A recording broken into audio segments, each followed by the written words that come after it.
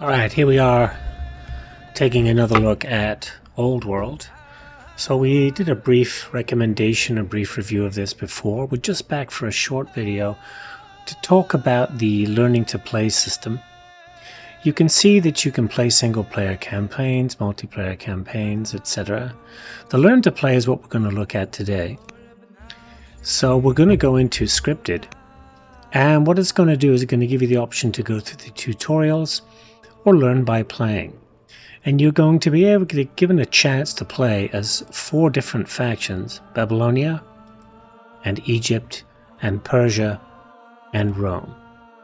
And what we're looking at here is that each of these subtitles, able, just, good, and strong, is the difficulty of the level that you're playing at.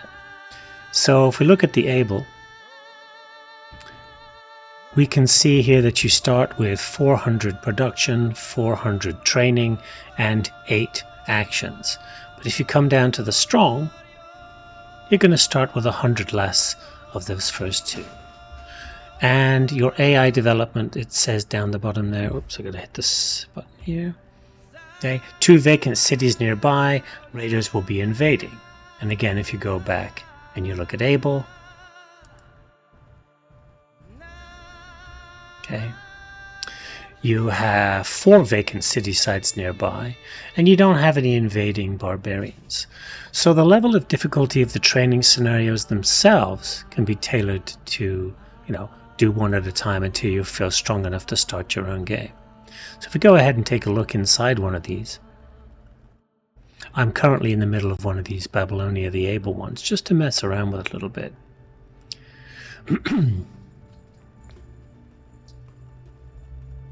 Okay, so what will happen is you'll get a little background, you'll be told what unit to start with, you'll be given a little bit of a reminder. So it's going to give you these guided actions to take.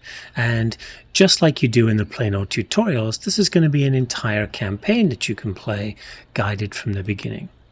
So it's telling you to take your settler and then decide where to settle. Now the options you have are those ones in green, and as you mouse over them, it will show you which of the territories will be colonized immediately if you do that. So you can see here you'll get all 3 of these resources.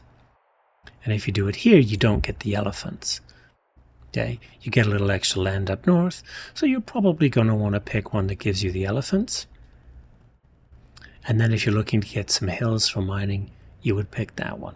So we can move down here, and then we can found a city there. Where's the found a city? So here we're going to decide which of these you want, and of course each one will have its strengths to start with. Now that doesn't mean that you can't gain these strengths and these factions later on. In your subsequent cities you can, but you're only allowed 3 of the 4. So we'll just found a city here. Okay, and then it's going to show you here, right, the units that you've been given at the start. You're given a scout, all right, you're given each of these. And so you do get to ramp up the difficulty a little more slowly. Now, all of the game functions are active, as we talked about in the previous one. So all of this is still something you can do. I think from what I've seen that some of these guys are a little better for you, but you'll be walked through each of those. Okay, so if we go back, let's go back to the menu.